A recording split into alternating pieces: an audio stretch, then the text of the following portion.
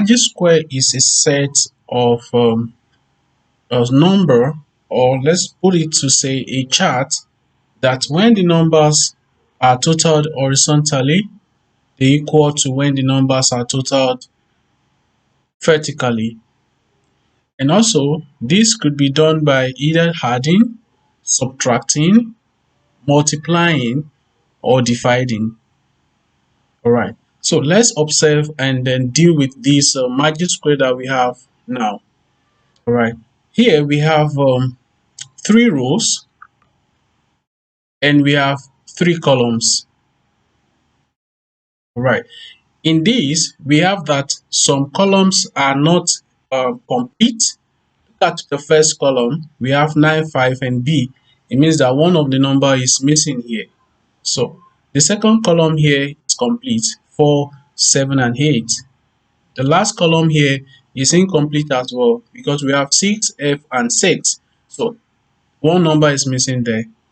Now let's go to the row. The first row here is complete, 9, 4, and 6.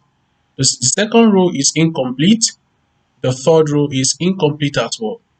So how do we now know the rule that governs this particular magic square? We know the rule that governs this magic square by looking at either the row that is complete or the column that is complete. Mind you, whatever you do to any row must be applicable to all other rows. The same thing with the columns. So let's look at the first row that is complete. Let's add them together. 9 plus 4 plus 6. 9 plus 4 gives us 13, and 13 plus 6 gives 19. That is for the first row. And so, since second row is incomplete, the third row is incomplete, we can use it to check whether if we add them together, we'll get 19. So, the only one that can help us to see whether we'll get 19 is the second column. And when you look at this second column, it has 4, 7, and 8. And so, let's add it together and see whether we'll get 19. Just like we got it for first row. And so 4 plus 7, that gives us 11, and 11 plus 8, uh, it gives us 9. Definitely, using the first row, which is 4, 9, and 6, it gives us 19, and the second row, the second column, 4, 7, and 8, it gives us 19. The rule now states that you had the line the columns together to give 19 and the rows together to give 19. So this is the rule.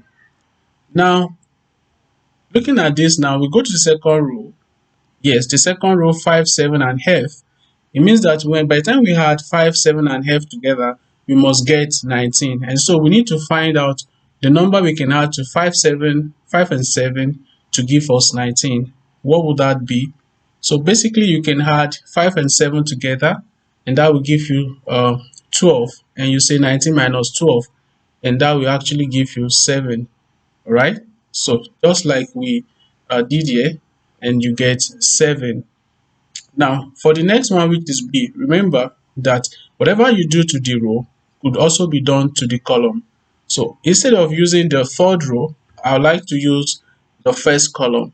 And so we are looking for a number that we can add to 9 and 5 to give us 19, since 19 was what satisfied the whole magic square. So 9 plus 5, that gives 14.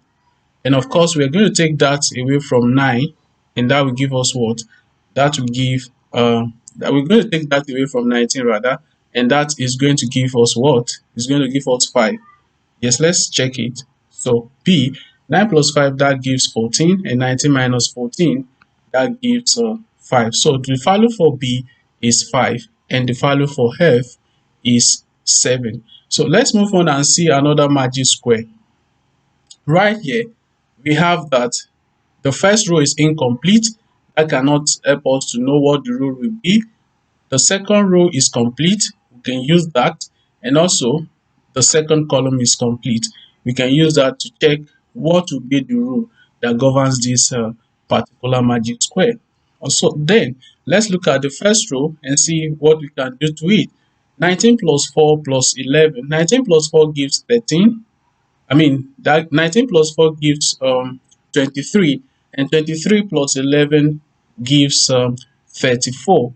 Okay, so that is for the second row. So let's look at the second column as well and see what that will give us. Don't forget, the second row gives us 34. So second column, which is complete, let's see. 17 plus 4 gives 21, and 21 plus 9 gives 30.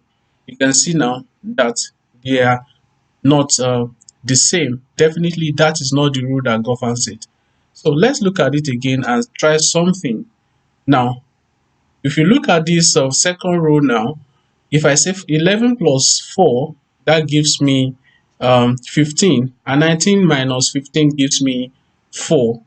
Right, so let's say that's the rule, and check the column and see if that will satisfy the column that is complete as well. 9 plus 4 gives 13, and 17 minus 13, that gives 4, and definitely that is the rule.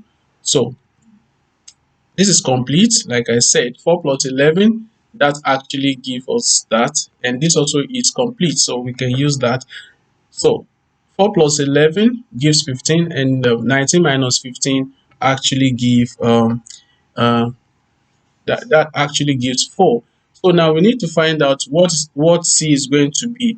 Basically, for you to know what C is going to be, you are looking for a number that you can add 8 to, and when you take it away from 17, is actually going to give you 4.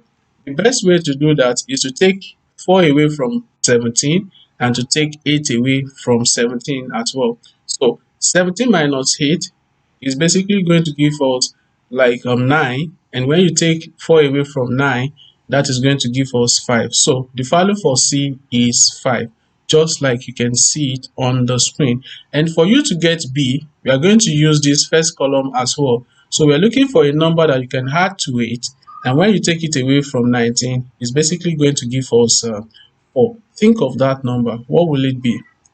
So the best way to do that is, first of all, take 4 from away from 19, and that is going to give you 4 away from 19, that's going to give you 15, and when you take away 8 from 15, that will give you 7. Or better still, you can say 19 minus 8, that is going to give you 11, and when you take 4 away from 11, that will give you 7. And that is how to go about that.